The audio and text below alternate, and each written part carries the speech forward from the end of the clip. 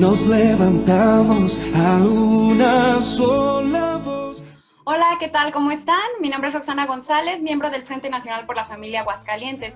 Nos da muchísimo gusto que nos acompañen. El día de hoy tenemos un invitado especial, es el doctor Pablo Muñoz Iturrieta. Él es doctor en filosofía y también tiene estudios universitarios en psicología, humanidades y teología.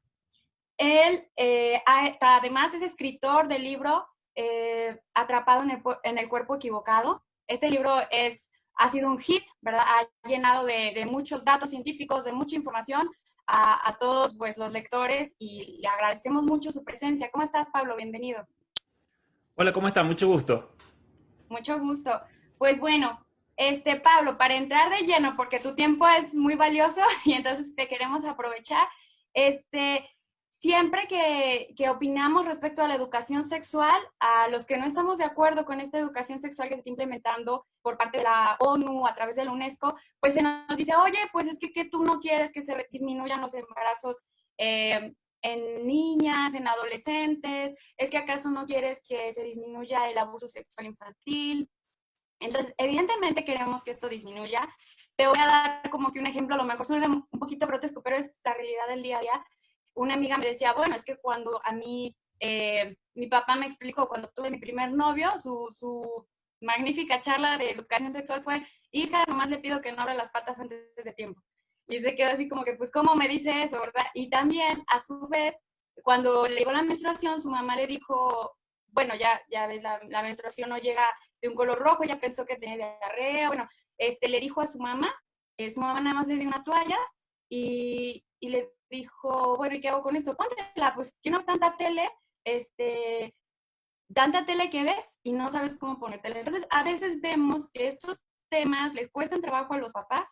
También sí es verdad que se carece de la información y también que los mismos padres de familia asumen que la televisión y la escuela van a cumplir este rol. Sin embargo, ¿por qué? ¿Qué podemos decirle a aquellos que nos critican, que no nos gusta esa educación sexual que se promueve? Aquí en México no es como tal ESI, ¿verdad? Porque veo que en Argentina se defiende o al contrario, se refuta, ¿verdad? Como ESI, pero aquí en México ha venido de poco a poco, una palabrita por acá, un libro por acá, un programa por acá. Entonces, se ha detenido en base a que los padres, digo, a los profesores, ¿verdad? Pero entre más van pasando las generaciones de los profesores, más difícil se hace poder detener toda esta avalancha de ideología de género. ¿Tú qué nos puedes decir, Pablo? Bueno, ahí has mencionado varias cosas que es notar. Primero, con respecto al tema de la ESI en cuanto a programa de educación. Esta es una ordenanza que viene desde la UNESCO, en primer lugar, desde la Organización Mundial para la Salud, las cuales son ambas dependencias de las Naciones Unidas, han creado programas o directivas que deben ser implementadas en todos los países miembros. Eso en primer lugar, entonces. En México todavía no hay una ley de educación sexual, pero en cualquier momento se va a debatir. En Chile se acaba de debatir y gracias a Dios perdió esa ley. En la Argentina lamentablemente la tenemos desde el año 2006. En Canadá, donde yo radico, la tenemos desde el año 1995. En los Estados Unidos a partir de los años 80. Ahora, ¿cuál es el problema de todos los temas que has mencionado, que mencionaste muchísimos? ¿Cuál es el problema central con la educación sexual integral? En primer lugar, hay un problema profundo en los padres de familia que se han desligado de la responsabilidad de educar también sexualmente a sus hijos. Por ejemplo, ¿por qué si un padre tiene que enseñar, al menos si fuese una familia con un poco de sentido común, tiene que enseñarle a sus hijos a sociabilizarse, a cómo saludar? Uno le enseña a dar gracias, uno lo corrige al hijo, le dice no hagas esto, no hagas aquello, le dice cómo debe hacer algo. Uno educa al hijo con respecto a las tareas del hogar. Uno, por ejemplo, le enseña al hijo que no hay que hablar con la boca abierta o no hay que erutar mientras está almorzando, por ejemplo. Entonces, ¿por qué los padres tienen una vergüenza enorme muchas veces de enseñar temas que están intrínsecamente ligados con el cuerpo humano? Y esto es por varios motivos. Yo creo que un motivo en muchos casos es porque hay una inmadurez muy grande en los padres. Papás, y aquí me refiero a hombres, que por problemas tal vez personales, incluso con su propia sexualidad, tienen vergüenza de hablar de temas sexuales con sus hijos. No tienen, se hacen los hombres o los machos para muchísimas cosas, pero cuando hay que hablar de cosas sexuales con sus hijos varones, tienen miedo de hacerlo. Lo mismo pasa muchas veces con madres. Lo que nosotros en Argentina decimos la palabra bruto. Hay padres que son muy brutos, como el ejemplo que tú me decías de esa mujer. De esos casos he escuchado muchísimas chicas que me han comentado cuando yo he hecho encuestas o preguntas para el libro que estoy escribiendo sobre la educación sexual integral. Y me decían, hay por ejemplo casos de chicas que me han dicho que ahora son grandes, mujeres grandes, me han dicho, cuando me llegó la menstruación, por ejemplo, por primera vez yo no sabía qué me pasaba, imagínate el miedo, y le dije a mi mamá, y mi mamá me dijo, léete esto, y le di una revista, por ejemplo. Y no ese acompañamiento que necesitaba esa hija. Entonces, el problema principal aquí es que los padres se han desligado de esa obligación primaria que ellos tienen de educar a sus hijos con respecto a la sexualidad. Entonces, en la Argentina, por ejemplo, todos estos ideólogos que están detrás de la educación sexual te dicen, los padres en la casa no le enseñan a sus hijos. Y en eso tienen razón. Entonces, ¿cómo vamos a solucionar eso? Exigiéndole a los padres que tomen la responsabilidad de educar a sus hijos. Y no tienen ninguna excusa, porque hoy en día tenemos acceso a material para enseñarle a mi hijo ciertas situaciones. Pero también, como a veces es difícil y hay muchísimo material y hay mucha cuestión que está todo ideologizado, es por eso que estoy escribiendo un libro. Tú sabes que, y mencionabas que yo escribí este libro sobre el tema de ideología de género. Este libro lo escribí principalmente para padres, de tal manera que estos padres se eduquen con respecto a la ideología de género y puedan formar a sus hijos. Entonces, para que estos padres lean y se informen. Pero ahora estoy preparando un libro que va a ser específicamente sobre la educación sexual integral. Es un libro que se llama Las mentiras que te cuentan, las verdades que te ocultan. Porque por medio de estos programas, que en México se encarga la Secretaría de Educación Pública, por ejemplo, de distribuirlos, estos programas mentirosamente enseñan cuestiones falsas. Y es por eso que tenemos que combatir la educación sexual integral que proviene desde las Naciones Unidas, desde la Organización Mundial para la Salud, desde la UNESCO, desde Planned Parenthood. Planned Parenthood, que es la compañía abortista más grande del mundo, quien es la que dentro de las Naciones Unidas realiza estos programas. Eso es interesante. La compañía que se dedica a vender abortos es la misma que hace los programas de educación sexual integral. Una miembro de Planned Parenthood en el estado de Texas, en los Estados Unidos, ella, y eso lo trato también en mi libro, ella denunció cuando ella era la presidenta de Planned Parenthood en Texas, después de muchos años de estar con la compañía, ella se arrepiente de la cantidad de abortos que se habían realizado. Ella calcula que personalmente esta doctora hizo 30.000 abortos. Y ella cuenta en un documental que el método que eligió Planned Parenthood es enseñar educación sexual para que las jóvenes queden embarazadas y entonces después vienen y le venden el aborto. Entonces Planned Parenthood le comenzó a vender al gobierno de los Estados Unidos los programas de educación sexual, que eso no es gratis. Y esos mismos programas después ellos lograron que se introduzcan por medio de la Organización Mundial para la Salud y la UNESCO en países como la Argentina, como Canadá, como Suecia, Inglaterra, lo quisieron hacer en Chile ahora. Lo van a querer hacer en México, eso es seguro. Entonces, otro tema que entonces, ese libro, para terminar con este punto, es para que los padres se formen y ellos tomen la rienda de la educación, porque ellos son los primeros educadores de los padres y son los padres los que tienen que enseñar las cuestiones sexuales a sus hijos. Se tienen que poner los pantalones. Ahora, con respecto al tema de los embarazos no deseados o de las enfermedades de transmisión o infecciones de transmisión sexual. Ese es el argumento que se usa en la Argentina. Tenemos que evitar embarazos no deseados, tenemos que evitar enfermedades de transmisión sexual. ¿Quién va a decir que no a eso?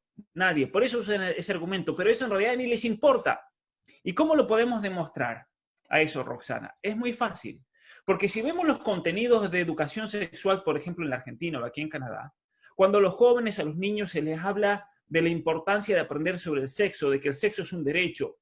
En un programa de la UNESCO, por ejemplo, se habla, y esto es impresionante, realmente es fuertísimo. Yo aquí voy a citar algunos documentos que los estudio en profundidad en mi libro, y es impresionante cómo dentro del contenido se dicen cosas que uno dice, pero ¿cómo van a prevenir una relación sexual, un abuso sexual, si hablan de esa manera?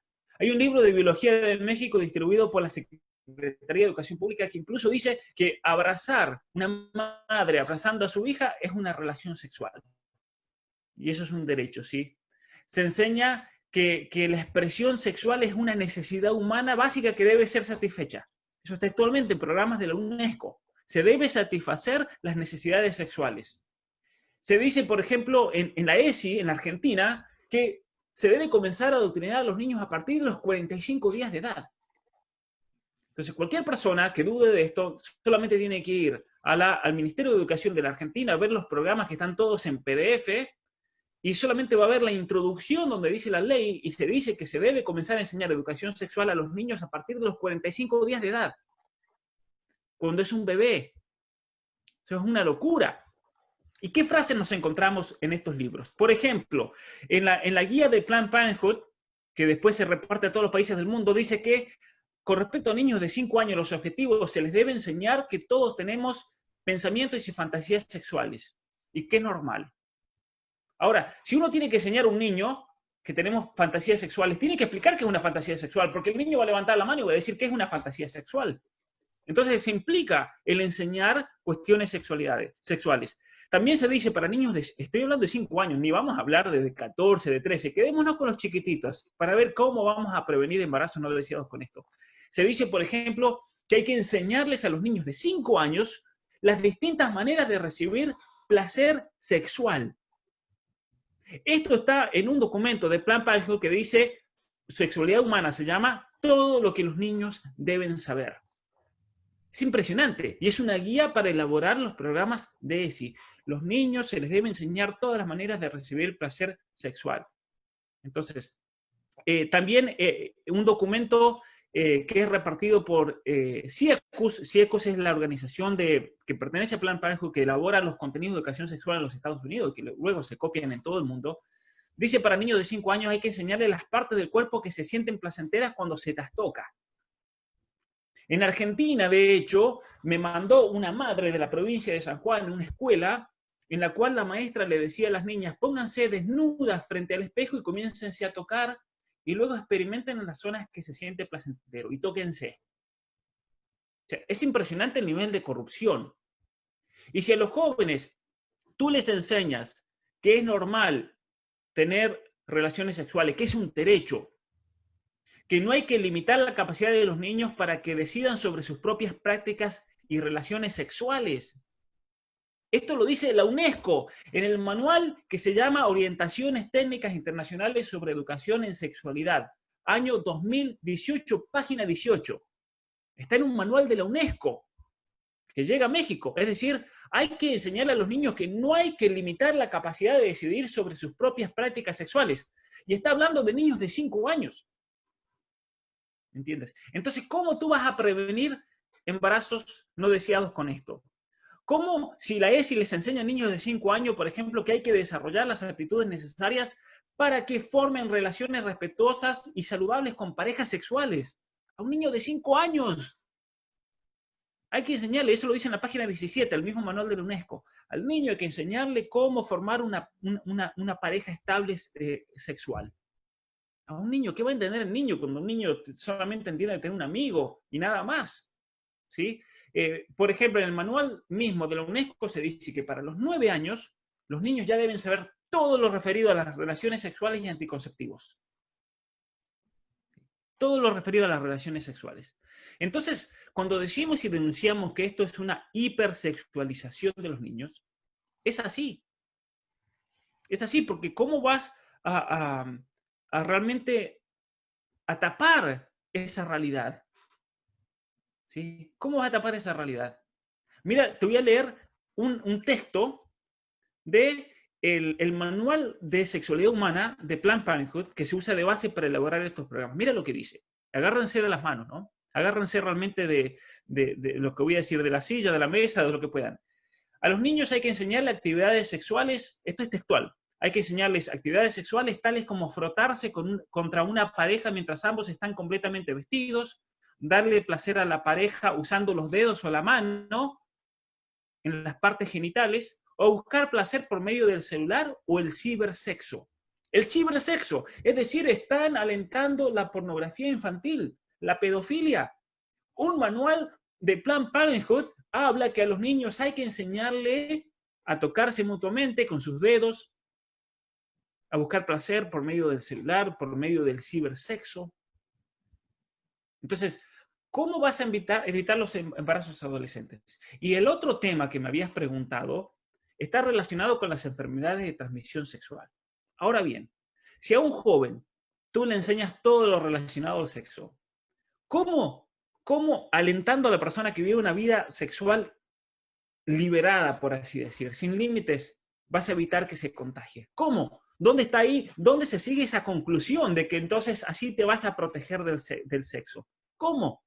Es impresionante, realmente. Y los datos también, y esto es impresionante, los datos nos dan la razón. Una de las consecuencias de la ESI en los países donde se ha implementado es que ha alentado un estilo de vida hipersexualizado donde el sexo es un derecho. Y la consecuencia de esto, la consecuencia directa que podemos ver en Canadá y en los Estados Unidos, es que hemos pasado de tener 2 enfermedades de transmisión sexual a tener 24 enfermedades. ¿Y dónde? En la población adolescente. Es increíble. Esto es impresionante realmente. Y a veces quedan estériles por esas enfermedades, ¿verdad? Bueno, mira, y podemos hablar de eso, pero por ejemplo en los Estados Unidos, a partir del año 2008, hace 12 años, se ha comenzado a hacer un seguimiento anual del incremento de enfermedades de transmisión sexual en la población adolescente. ¿Y sabes qué descubrieron? Que 1 de 4 adolescentes mujeres en los Estados Unidos, o sea, el 25% de las jóvenes adolescentes en los Estados Unidos entre los 14 y los 17 años tiene una enfermedad de transmisión sexual. El 25%. Estamos hablando de millones de jóvenes. Es impresionante. Y el último informe del año pasado, 2019, que salió hace poquito, que lo voy a tratar bien en mi libro, que reveló que todas han empeorado, no han mejorado. Y las enfermedades prevalentes, ¿cuáles son? La clamidia, la cual te deja estéril, la sífilis, el herpes, el virus del papiloma humano. Mira, y uno me dirá, pero si comenzaron a vacunar, en Estados Unidos es obligatorio vacunarse a partir de los 9 años, hombres y mujeres. ¿Qué pasó? No pasó nada. Igual se están enfermando del virus del papiloma humano. O sea que la vacuna es un negocio gigantesco, como dice este doctor Kennedy en los Estados Unidos. Entonces, han aumentado en un 29% la cantidad de casos de clamidia en las mujeres y el 30% en varones. ¿Sí? Para el año 2013, la mitad de los enfermos de enfermedad de transmisión sexual era el grupo de jóvenes cuya edad tenía entre 15 y 18 años. La mitad de los nuevos contagios son en el colegio secundario. ¿Y eso gracias a qué? Gracias a la ESI. Entonces, que no venga nadie a decirme que aquí venimos nosotros a prevenir abusos sexuales, embarazos no deseados y enfermedades de transmisión sexual. Porque es todo lo contrario, lo que nos dice la ciencia, lo que nos dicen los datos. Muchas gracias, Pablo. Quisiera comentarte algo que nos escribió una seguidora del Frente. Ella es maestra, dice: buenas noches, vivo aquí en la ciudad de Aguascalientes. Me dedico a dar clases de 4º de primaria en un colegio católico y el día de hoy nos enteramos de que en una reunión de directores se nos pide a los maestros de 4º que hagamos una actividad donde los niños elijan entre diversas prendas de vestir, aquella con la que han soñado verse. Yo creo que esta es la peor tontería que pudiera hacerse porque está dando lugar a que el niño o niña pueda elegir su género.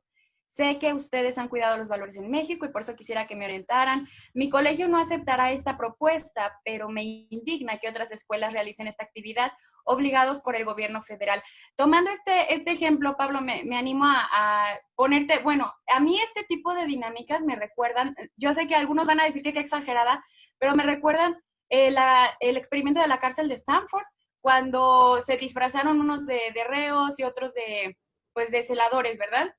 Pero la importancia que puso Zimbardo en los vestuarios, e incluso a los presos les puso sandalias con tacón de goma para provocar su desorientación. Entonces, en menos de una semana, estos jóvenes mayores de 18 años, conscientes de que era un experimento, empezaron a tener ya reacciones psicosomáticas, empezaron a tener ya crisis, ¿verdad?, de nervios. Entonces yo pienso, los niños que tienen 5 años, que pasan 6 horas en su escuela, que a veces no ven a sus papás hasta el fin de semana, diciéndoles este tipo de dinámicas, o por ejemplo la jefa de gobierno que dijo aquí en México que los niños lleven falda. O sea, se me hace como tan irresponsable poner a un niño con falda y aventarlo como a los depredadores. O por ejemplo, un padre de familia argentino también hablaba sobre un niño de 5 años que le dijo a su maestra, maestra, a mí no me ponga brillitos porque yo soy varón. Y la maestra le echó el doble de brillitos para enseñar la inclusión y la diversidad. Entonces, yo pienso, esto es un abuso infantil porque de por sí en la edad adulta es difícil confrontar a un profesor a una autoridad. Ahora, este niño trata de expresar lo que le enseñan en su casa, pero está solo enfrentando una autoridad o sea, es una guerra contra los padres, es una guerra contra los niños. ¿Tú qué opinas o sea, realmente estas dinámicas generan daño a la personalidad de los niños? ¿Les hace bien, les hace mal? Tú con tu conocimiento, ¿qué nos puedes decir? Bueno, ahí nuevamente hay que ir a los casos como Canadá, por ejemplo, donde estas prácticas ya se han hecho parte del sistema escolar. Aquí en Canadá, lamentablemente, por toda esta invasión, especialmente de la ideología de género, de probar con el sexo opuesto, casos aquí en Canadá donde los niños sin el conocimiento y consentimiento de los padres les cambian el nombre, por ejemplo, para que experimenten ser de otro sexo, donde traen a transexuales para que les hablen a los niños a partir de los 5, de los 4 años, como los iluminados que descubrieron la verdadera identidad de género. Entonces, cuando tú pones a un niño en esas situaciones, ¿cuáles son los resultados? Hay que ir a los países donde esto se ha realizado. Los daños psicológicos son realmente incalculables, especialmente en Canadá por la cantidad de niños que hoy tenemos con problemas de trastornos de la propia identidad.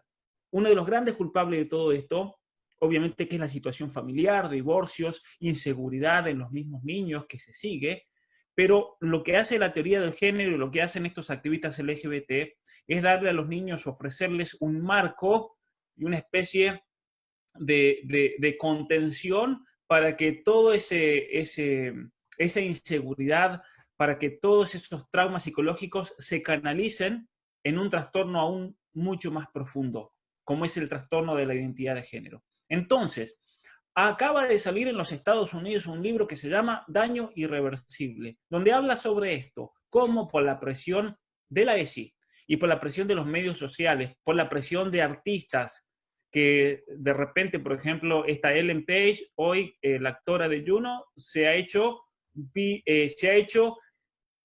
transgénero no binario, así se ha autopercibido, esta actora canadiense, un transgénero no binario. Entonces esto ejerce mucha presión en los jóvenes y especialmente en ese mecanismo de aceptación que es propio también de la estructura neuronal en esos años. Entonces un niño no quiere quedar fuera del sistema. Y es ahí cuando entra la ideología del género y es un daño tremendo. En Canadá es impresionante y este libro que te estoy mencionando, que se llama Daño Irreversible, hace un seguimiento de estadísticas en la cantidad de niños que hoy en día se están enfermando con trastornos de la propia identidad de género. Es una realidad. Y los casos son alarmantes. Nosotros pasamos de tener casos muy aislados y que casi nadie conocía, ¿no? Casos muy raros de niños con trastornos de la identidad de género en los años 80, en los años 90. Hoy, a partir del año 2013, 2014, han explotado. Y lo interesante es que hay una correlación entre la explosión de esos casos y la introducción de la ideología de género en los programas de educación sexual. Porque mira, el problema de los programas de educación sexual era la hipersexualización. A partir de los años 80 siempre fue. Y las consecuencias de embarazos no deseados, embarazos adolescentes, enfermedades de transmisión sexual. Pero ahora, a partir del año especialmente 2010, y en algunos países varía un poco antes y un poco después, tenemos lo que fue la introducción de la cuestión del género. Aparte de los problemas de la hipersexualización, de las enfermedades de transmisión sexual, ahora tenemos la cuestión del género, que es un problema más todavía. Entonces, cuando hablamos del monstruo de la educación sexual integral, estamos hablando de un monstruo que tiene muchas cabezas. Ahora no estamos luchando contra solamente un problema, estamos luchando contra muchísimos problemas que viene a presentar la educación sexual integral. Para darte otro ejemplo, Argentina, el nuevo proyecto de ley, hacia el final, el proyecto de ley del aborto, se dice que el aborto se debe enseñar como un derecho humano dentro de las clases de educación sexual integral. Entonces, hoy en día la educación sexual integral es una herramienta de manipulación y de reingeniería social del pensamiento. Por eso mi libro se va a llamar Las mentiras que te cuentan, las verdades que te ocultan. Porque por medio de todas estas mentiras y estos dogmas falsos que no tienen ningún fundamento científico, están tratando de dirigir a la población en una dirección determinada. Que esto también es parte de la Agenda 2030 de las Naciones Unidas, no seamos tontos tampoco y reconozcamos esto. Esto es algo que está planeado y viene planeado desde arriba, viene planeado desde todas estas grandes multinacionales, especialmente Planned Parenthood y CIECUS. Y lamentablemente en muchos de nuestros países, nuestros políticos que se caracterizan por acostarse con los narcotraficantes, por la corrupción, por robar dinero, o sea que lamentablemente en nuestros países, desde México a la Argentina, en general, quienes entran a la política, no todos obviamente, porque hay personas que se esfuerzan y lo hacen de buena voluntad y con una verdadera vocación política, pero la mayoría de los políticos en nuestros países son la peor gente, la peor calaña, son el inútil que nunca podría haber realizado nada en el sector privado y por eso se mete en el sector público. Esto pasa aquí en Canadá. Aquí en Canadá tú vas a las oficinas de servicio público y la gente más inútil del país está ahí. Ahí está la gente que nunca hubiera conseguido trabajo en ningún otro lado.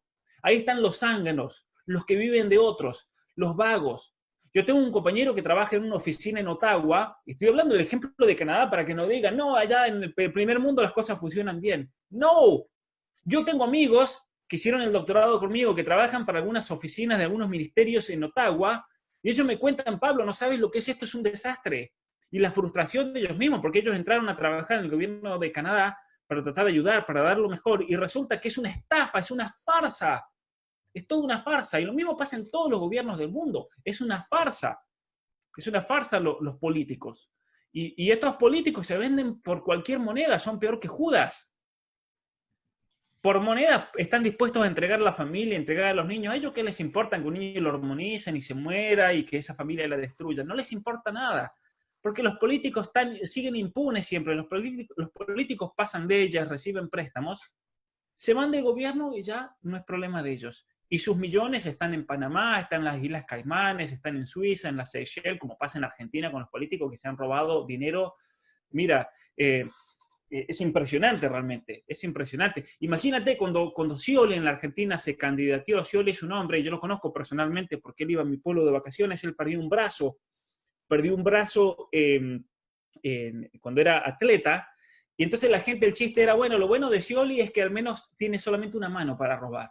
Imagínate, va a poder robar, pero a una mano, no a dos manos. Es increíble realmente el nivel de la decadencia. Por eso tenemos que formar jóvenes que tengan principios y que estén dispuestos a dar la vida por su patria por medio de la política. Porque hoy en día les hemos dado la política al demonio. Es así.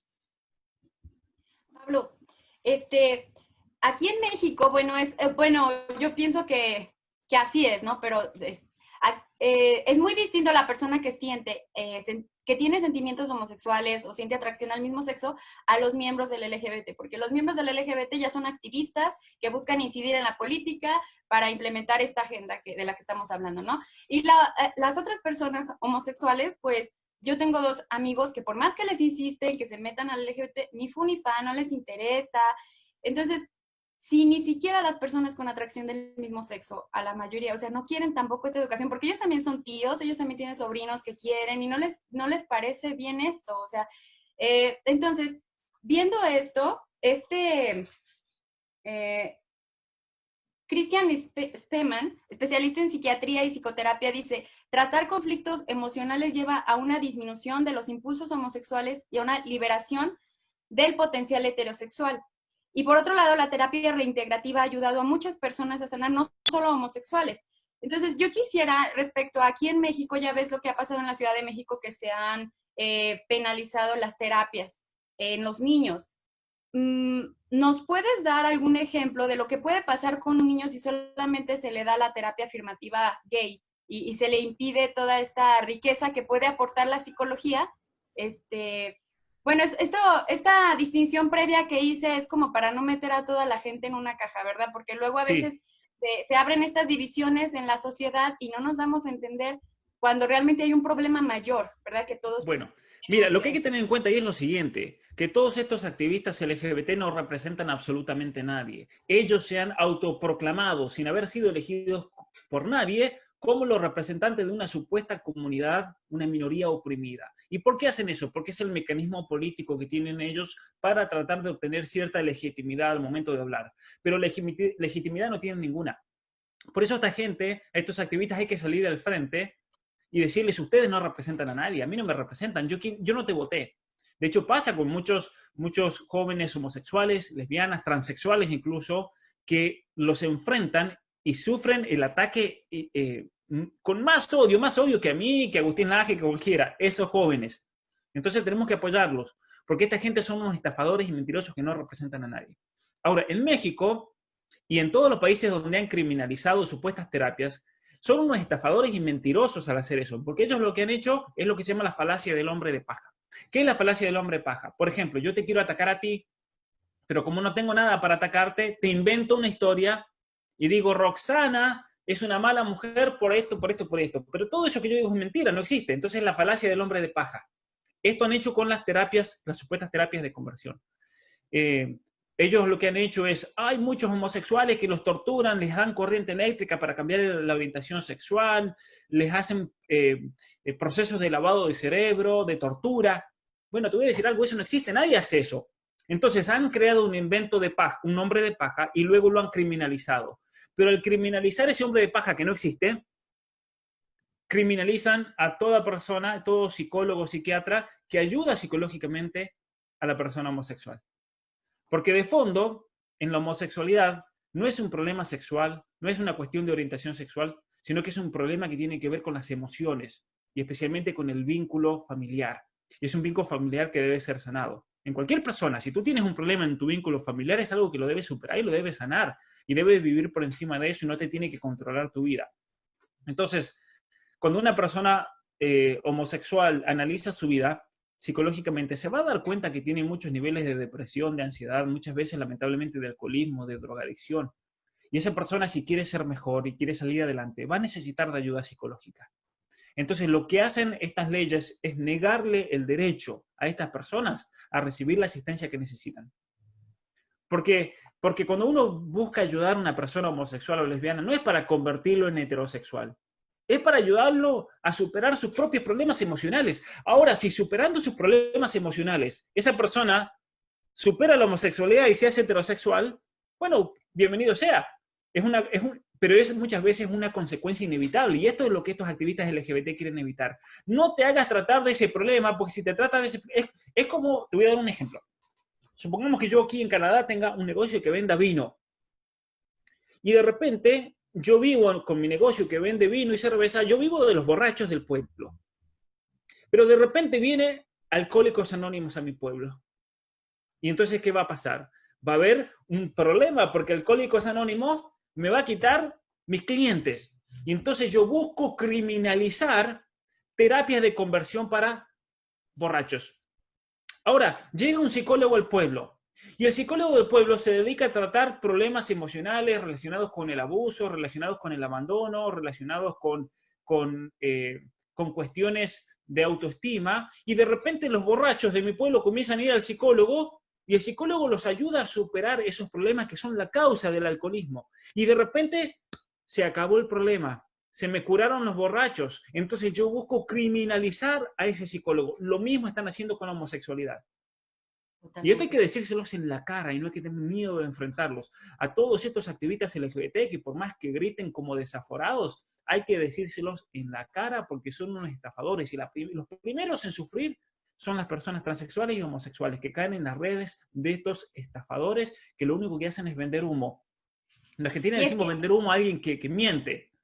Sí. Y con esa gente hay que tener mucho cuidado porque si te acercas mucho te mueres intoxicado. Porque lo único que tienen para ofrecerte es humo, como dice el gran Miklos Lukács en su análisis de este tema, ¿no? Y esto mismo de las terapias, así como hablabas de los alcohólicos, yo pienso en los hijos de padres divorciados, o sea, es lógica la tendencia de que es bueno, que tiene mayor probabilidad de fracasar en tu matrimonio. Hay que trabajar esas heridas emocionales para evitar una situación así, ¿verdad? Pero no me voy a complejar por decir, o sea, sino que pues quiero trabajarlo, pero si me privasen de esa terapia o etcétera, pues entonces están pues privándome pues de ese beneficio que yo podría recibir. El doctor Víctor Klein, psicólogo y psicoterapeuta, afirma que el consumo de pornografía tiene una relación causal con la obsesión, el abuso sexual, violación y el crimen, entre otras consecuencias. Entonces, ¿cómo es que las feministas recomienden que los niños vean pornografía en las aulas, además de que detrás de la pornografía hay trata de blancas y tráfico de niños, Pablo? Bueno, a ver, el feminismo, hay distintas ramas. Hay una rama del feminismo que está muy en contra de la pornografía. El feminismo radical está en contra de la pornografía porque hace una objetivización de la mujer.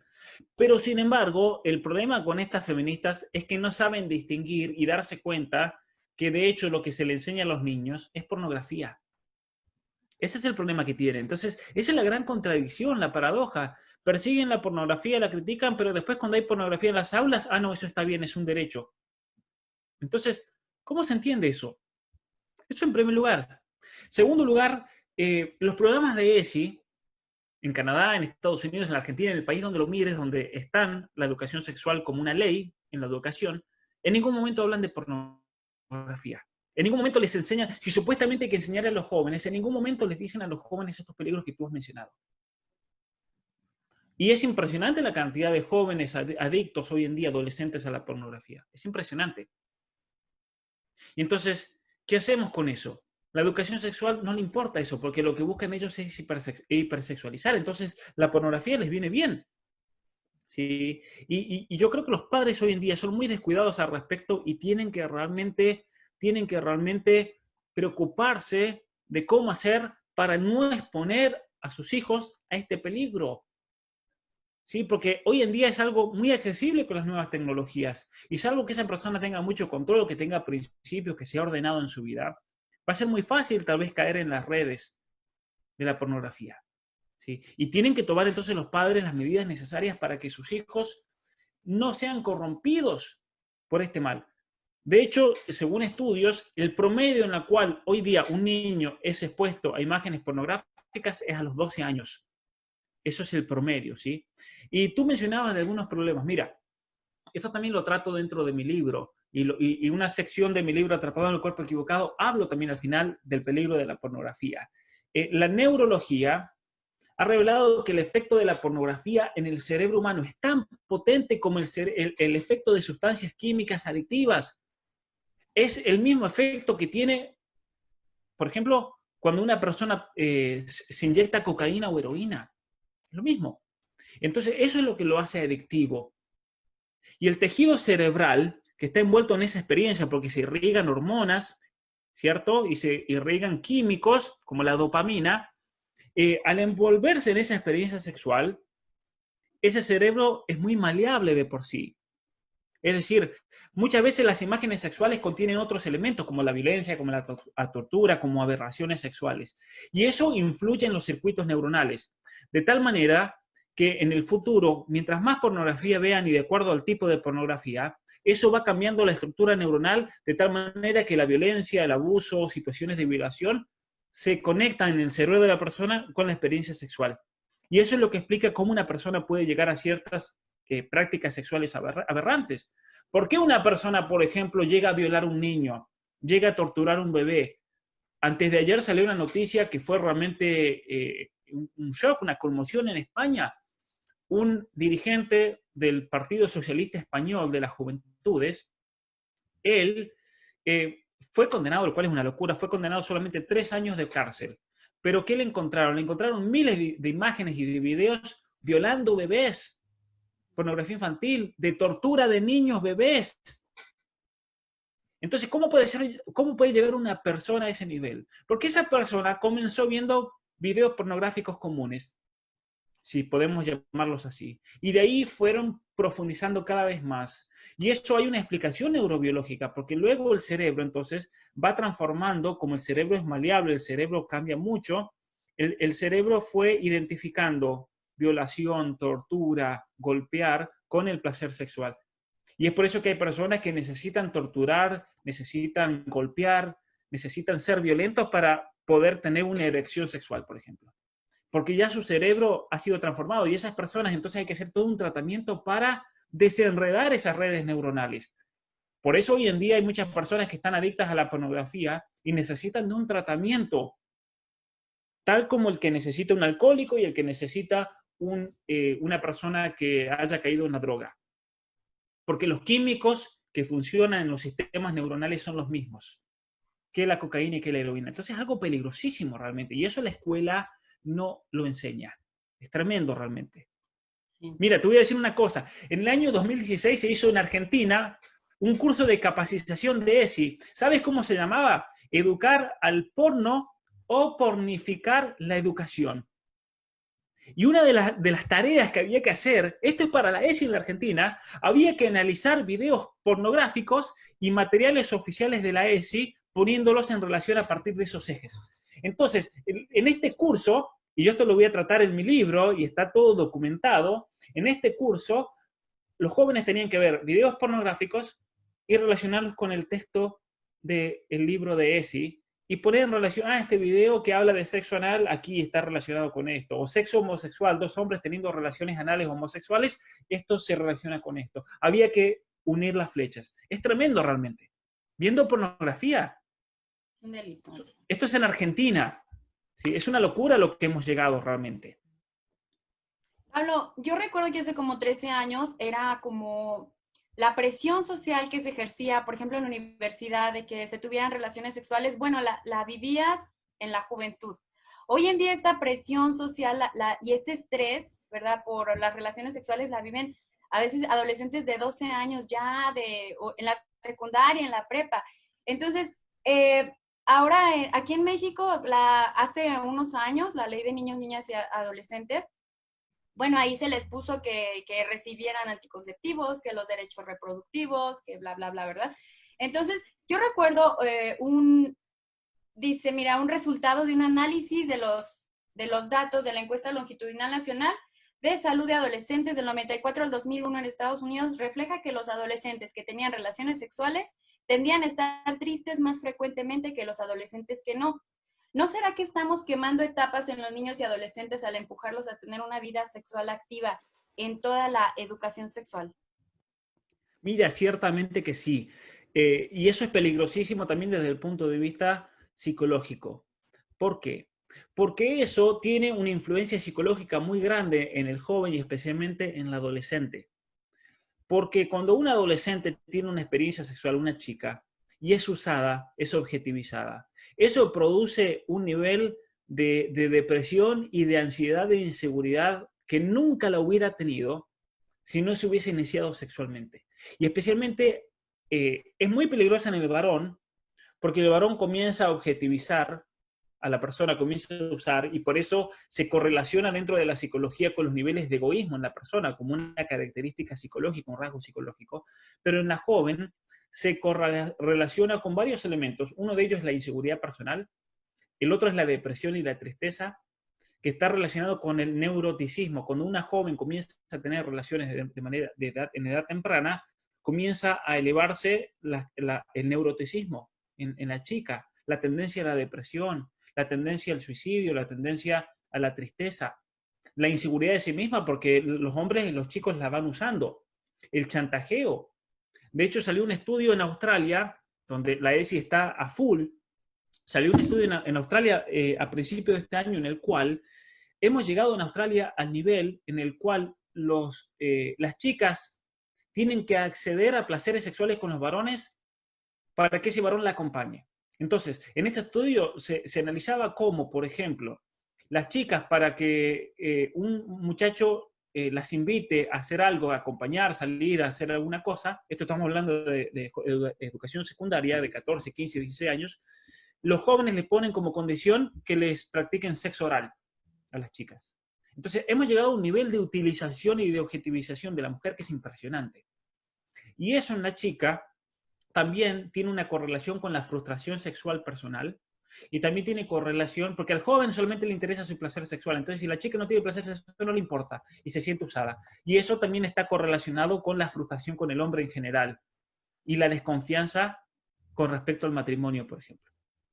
Y peor si trae heridas, ¿verdad? De la figura paterna o de Peor abandono. todavía. Entonces ahí tenemos el caldo de cultivo para el feminismo, por ejemplo. ¿Por qué el feminismo también está juntando tantos adherentes hoy en día en México, en Argentina, en Canadá, en Estados Unidos?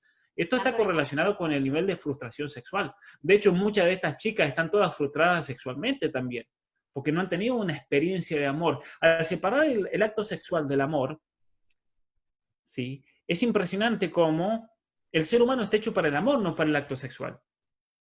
El acto sexual tiene que ser una manifestación del amor. Entonces, cuando el amor no está presente, eso tiene un impacto psicológico en la persona y eso se ha estudiado.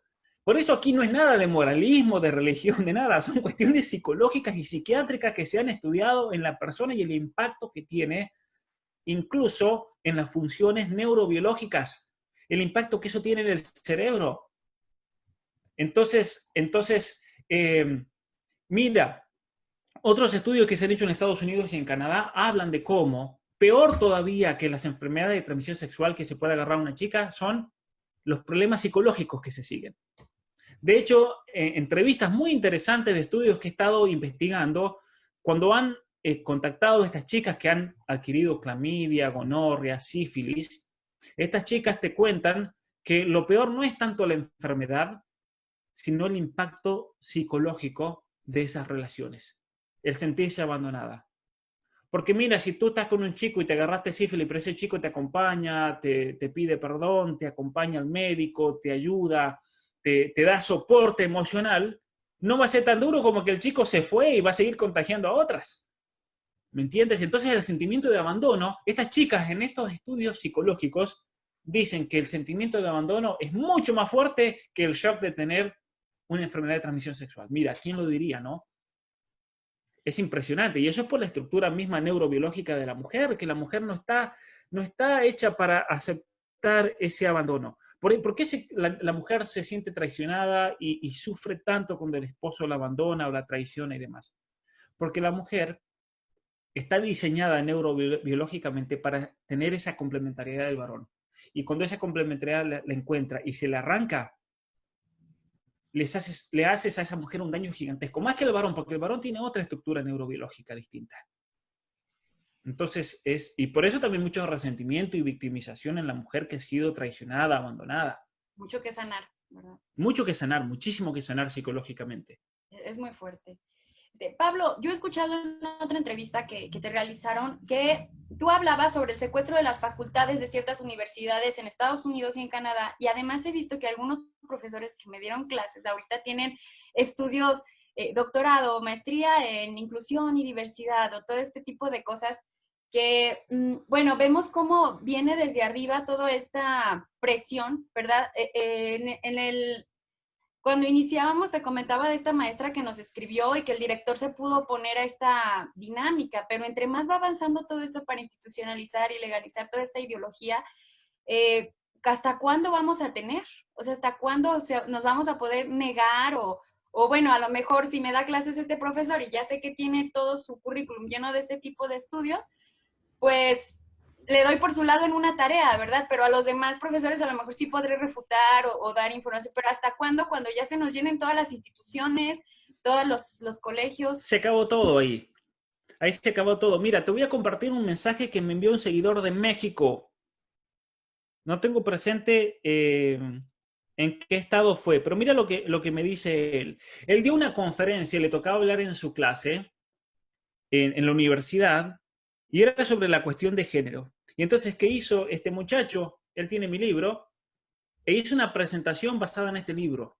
Y él acentuó, según me dijo, acentuó enfáticamente que este libro estaba fundado en 800 estudios científicos. Ahora bien, pero mira lo que pasa. Él reventó, yo me imagino que reventó la ideología de género. Esa profesora le tiene que haber dado una paliza tal que habrá quedado como una estúpida delante de la clase. ¿Por qué? Porque luego recibió este mensaje en su WhatsApp y él me lo forwardeó.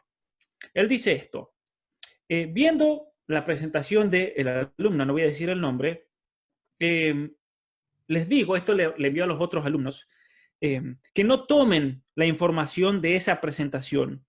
Y no creo que deba ser así, porque esa es su perspectiva, la de este estudiante. Siendo que él citó mi libro y citó la cantidad de estudios científicos que están ahí. Esa es su perspectiva. Y lo que debemos hacer es una comparación y análisis entre las perspectivas de las distintas presentaciones. Ahora, pero la de él fue una presentación. ¿Por qué no compararla también? No, pero la de él no se puede comparar. Mira lo que es el totalitarismo. Y este chico, voy a decir chico, porque no voy a decir el nombre, usa palabras extravagantes. Demasiado provida, le dice. Y usa ideología de género como algo negativo y como si la sexualidad solamente es femenino y masculino, cuando en realidad hay muchos tipos de sexos, biológicamente hablando. Esto lo dice una profesora universitaria, por favor. A esta profesora hay que tirarle una moneda al piso, ¿sí? Y cuando esta profesora se agache y te muestre su trasero, hay que pegarle una patada y enviarla al planeta Marte, porque no tiene otro lugar. Una mujer así no tiene lugar en la educación. A mí me pasó algo parecido, Pablo, pero pasé, o sea, como que, porque me dio nada más como que la advertencia, ¿verdad? Porque yo puse en la tarea, en la bibliografía a Gabriela Kubi en su libro de Revolución Sexual Global. Mire, que Gabriela Kubi es una estudiosa alemana, doctora. Tremenda. Y es una eminencia absoluta, Gabriela Kubi. Con tu libro, o sea, y el de ella, o sea, hay muchísima base científica. A mí me ha ayudado muchísimo. Y puse esa referencia y también puse al doctor Pliego Carrasco de aquí de México, un doctor que habla sobre tipos de familia y bueno, bueno, le puse ahí la referencia, ¿no? Y me dijo, hay que actualizarse. ¿Qué tal? Hay que actualizarse cuando Gabriela Kubi es una alemana. A ver, yo estudié en Alemania. Y los alemanes es impresionante, impresionante. No es que los alemanes se actualizan, los alemanes son la actualización. Todos los otros países del mundo están atrasados con respecto a Alemania, en absolutamente todo, incluso en cuestiones académicas, porque los alemanes están al frente incluso del mal. Tú quieres estudiar sobre el marxismo, estudia lo que dicen los alemanes, porque los alemanes ya en México eso va a llegar en 40 años. ¿Quieres estudiar cómo se está luchando contra este otro tema? Estudia a los alemanes, porque esos argumentos van a llegar a la Argentina en 50 años. ¿Sí? Y entonces criticar a Gabriela Kubi, que Gabriela Kubi es una eminencia académica, y Gabriela Kubi a las feministas y las teóricas del género mexicanas las cachetea como quiere, con los ojos cerrados. No hay una sola mexicana, o argentina, en ese caso canadiense, que le haga frente a Gabriela Kubi. No hay una sola. No existe una. Porque Gabriela Kubi las va a reventar intelectualmente, y es por eso que ninguna se anima a hacerle frente. Nadie se le anima. Nadie. En una de estas materias, recuerdo que nos dejaron como de tarea una conferencia de una doctora que agradezco a Dios que tenía muy pocas visualizaciones. Pero esa doctora de la UNAM y no sé qué, bueno, hablaba de estos temas, ¿verdad? De la inclusión y bla, bla, bla. Y decía, estoy dispuesta a deconstruir lo que es la psicología. Fíjate nada más. O sea, quiere destruir, quiere tirar todos los Mira, beneficios. Qué inteligente que es, de construir. Ella es revolucionaria. Ella quiere... Muéstrame el edificio más hermoso de México. Supongamos la iglesia de los dominicos en Oaxaca, que tardaron años esos indígenas que la construyeron, el arte impresionante, o la Catedral de México, por así decirte. Edificios del 1500, del 1600. Mira, yo qué grande, voy a ir con una masa y lo voy a deconstruir, es decir, lo voy a destruir. ¡Ah, qué grande, qué ingenio que eres! Esta gente no tiene cabeza realmente, porque no se da cuenta. Mira, a ver, alguien hizo este celular, tecnología coreana espectacular, y yo voy con una masa, con una piedra y lo rompo. ¡Ah, lo desconstruí! Mira, yo puedo desconstruir lo que quieran. Pero si eso no requiere de ninguna habilidad absoluta el destruir.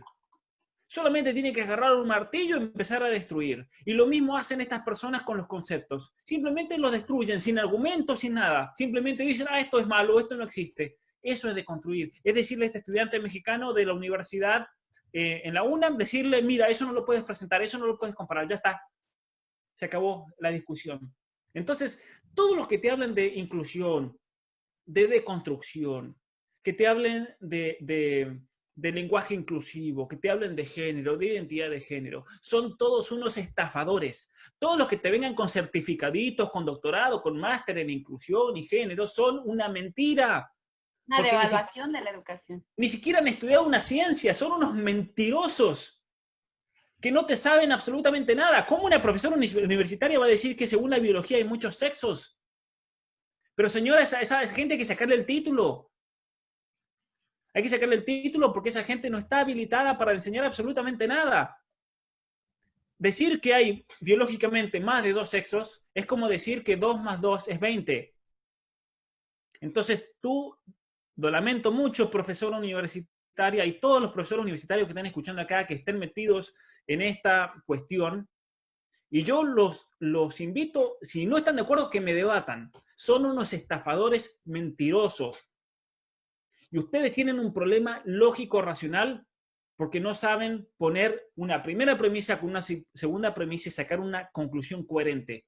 Lo único que saben hacer, si es que lo saben, porque hasta para eso son malos, son decir sofismas, falacias.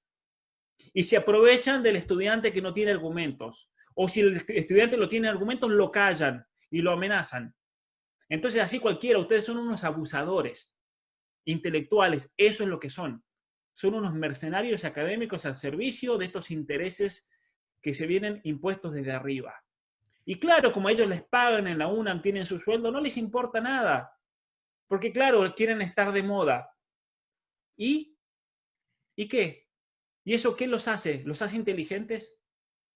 ¿Cómo van a ser recordados en el futuro, Roxana, estas personas? Ni siquiera van a ser recordados. Ni eso. Ni eso. Porque ni para eso, ni para ser recordados como malos, tienen calidad. Pablo, hay algunas señales de ese lenguaje silencioso que expresan los niños que son abusados sexualmente, tocarse sus genitales, jugar a la violación. Entonces, con todo este bombardeo que reciben los niños en los medios de comunicación, en la escuela, que les están diciendo, mastúrbate, mastúrbate, mastúrbate, es tu derecho, con toda esto de bombardeo, ¿no se hace más difícil identificar a un niño que está siendo abusado? Yo como que he escuchado que hablas de un estudio. También quiero preguntarte, porque luego también satanizan el pudor, ¿verdad? No, el pudor acompleja a la gente. El pudor realmente es una defensa natural neurobiológica. Bueno, yo lo veo más como una autoestima, una protección de la intimidad, pero no sé tú cómo lo ves. Es una defensa neurobiológica del propio cuerpo humano ante la invasión de una persona con malas intenciones. Lo vamos a poner en términos simples. Y entonces el pudor, al ser algo natural, es un reflejo. ¿A qué niño le gusta que lo manoseen? De repente ese niño se va a retraer, salvo que esa persona que se le acerque sea la madre, el padre, alguien de confianza. Y por eso el abusador siempre trata de entrar en el círculo de confianza del niño, porque es la única manera de tratar de sacar del medio ese bloqueo natural que es el pudor, porque el niño se va a cuidar ante un desconocido. Eso es importantísimo. Ahora bien, una de las mentiras de la ESI es que busca prevenir los abusos sexuales. Esto ya lo he dicho en otras entrevistas, lo trato profundamente también en mi libro. En Inglaterra se descubrió una red de pedofilia entre el año 97 y 2013. Operó una red de pedofilia con más de 2.000 niños abusados sexualmente, traficados, violados. ¿Qué dijo el reporte de la policía cuando hicieron el reporte de psicología forense? Que estos niños habían quedado vulnerables por culpa de la ESI, porque estos niños psicológicamente no sabían distinguir entre una relación amorosa y una relación abusiva. Esto es impresionante, ¿no? El reporte. Y el reporte que lo escribió un psicólogo llamado Norman Wells, psicólogo forense, él dijo que fue la normalización del sexo en los niños y los jóvenes por medio de la educación sexual integral lo que los hizo más vulnerables a la explotación sexual. Así que a eso, para todos estos maestros, profesores, activistas, aquí lo tienen delante. Tienen un caso de violación masiva de niños. Y esto obviamente que se va... Mira, México tiene algunas de las estadísticas más graves en el mundo de violación, de abuso sexual, de tráfico de niños, de pornografía infantil. La ESI lo único que va a lograr es que esto empeore. Entonces, ustedes que están a favor de la ESI y de todos estos programas, lo único que están haciendo es cooperar con este mal de México. No están haciendo absolutamente nada para cambiar esto. Bueno, ya, y para cerrar, Pablo, tengo un mensaje para los padres de familia, no sé qué te parezca. Dice, padre de familia, hablar seriamente con tus hijos de las partes del cuerpo, de qué es el abuso sexual, de qué son las relaciones sexuales, cuándo conviene tenerlas, díselo tú, no se lo dejes a otros. No dejes que otros les den información engañosa, díselo con valores, habla sobre el respeto que deben tenerse hacia sí mismos y hacia las personas. La mejor versión que van a escuchar va a ser la tuya, porque les amas. Y si no sabes cómo, ve a los cursos de Pablo Iturrieta, busca herramientas y fuentes confiables que te agraden a ti. No esperes que otros hagan lo que a ti te toca, sé valiente. Por ejemplo, qué bonito que le dijeran a su hijo, nadie tiene derecho a ti. El derecho al placer no existe. No te engañen, tu intimidad es sagrada y no es conveniente que se la entregues a quien te la pida. Porque eso te traerá grandes tristezas en el alma. Por eso la idea de que el sexo lo tengas cuando te cases, cuando una persona te ame lo suficiente que se comprometa a vivir contigo en las buenas y en las malas toda la vida. El sexo sin amor no tiene sentido porque tú no eres una cosa que se usa y se desecha. Hijo o hija, si llegases a quedarte embarazada o embarazado, debes, en el sentido de la novia, ¿verdad? Debes saber que siempre cuentas conmigo. Saldremos adelante todos juntos, pero cada uno con su responsabilidad de sus actos. Si ustedes no dicen algo a sus hijos van a convertirse en objetos de prostitución de cualquiera. Usted no puede rendirse a darle condones y pastillas a sus hijos, no sea tan cruel. Eduque y forme a su hijo, eduque y forme al hijo que quiere, no espere que como hierba del campo el niño se convierta de la nada en una gran persona si usted no le dio herramientas. Entonces, pues bueno, les agradecemos muchísimo el tiempo que han empleado en seguir nuestra transmisión. Siga por favor a Pablo Iturrieta, él tiene cuenta en Twitter, en Instagram, en YouTube, tiene bastantes cursos buenísimos para los padres, para el ejercicio de las virtudes, y bueno, es información muy valiosa que le puede ayudar también en la situación homosexual, etcétera. Entonces, pues por parte del Frente Nacional por la Familia, Pablo, te agradecemos mucho tu tiempo, sabemos que pues eres una persona muy cotizada, entonces, pues para nosotros es muy valiosa tu participación porque todo nuestro país requiere mucha formación en este aspecto y necesitamos valor para enfrentar todo esto que se nos viene. Entonces, pues yo sí quisiera decirle a ustedes, padres de familia, que en estos momentos no hay una autoridad a nivel mundial firme que diga que el veneno de la ideología de género en la educación está mal. La única autoridad que queda es la de los padres de familia. No permita que se la arrebatan con el eufemismo de la democratización de la familia, porque esa autoridad que usted tiene le viene de lo alto. Entonces, pues, muchas gracias. Pablo, ¿algo que tú quisieras agregar? ¿Algún consejo para los padres? Mira, con respecto al tema de la formación que tú decías, ese es el motivo por el cual escribí este libro y el próximo que va a salir también. Así que, Padres de México, este libro se encuentra en México. Simplemente vayan a la página del libro, atrapadoenelcuerpoequivocado.com, y ahí van a ver que para México está la opción de comprarlo. Si este libro lo compran antes del 25 de diciembre, está con 20% de descuento. Simplemente tienen que introducir ahí, con mayúscula, Navidad 2020, todo junto, Navidad 2020 en el código cuando vayan a comprarlo, 20% de descuento. Está muy accesible el libro, económicamente está muy accesible en cuanto al contenido para que se formen, les pido que se formen. Así que eso por un lado. Me pueden contactar por las redes sociales, como decías, Pablo Muñoz Iturrieta, me encuentran en Facebook, en Twitter, en Instagram, me encuentran en mi canal de YouTube, síganme en mi canal de YouTube que subo constantemente videos de formación y de temas que les van a interesar muchísimo y tienen cursos gratis para hacer y para formarse. Que sirve para todos, para los jóvenes, para los adultos, para los papás. Muchas gracias, Roxana, por esta invitación y también les deseo lo mejor a ustedes y a todos los que nos están viendo. Muchas gracias. Y bueno, no se pierdan, el día de mañana también tenemos a las 7 de la tarde a la diputada Elsa Méndez, al diputado Carlos Leal y a la diputada Karina Banda, que nos van a hablar sobre el trabajo legislativo que han estado haciendo aquí en México para defender la patria potestad. Gracias y hasta luego. Gracias, hasta luego. Y esos tres políticos que has mencionado son lo único que sirve en México, yo creo.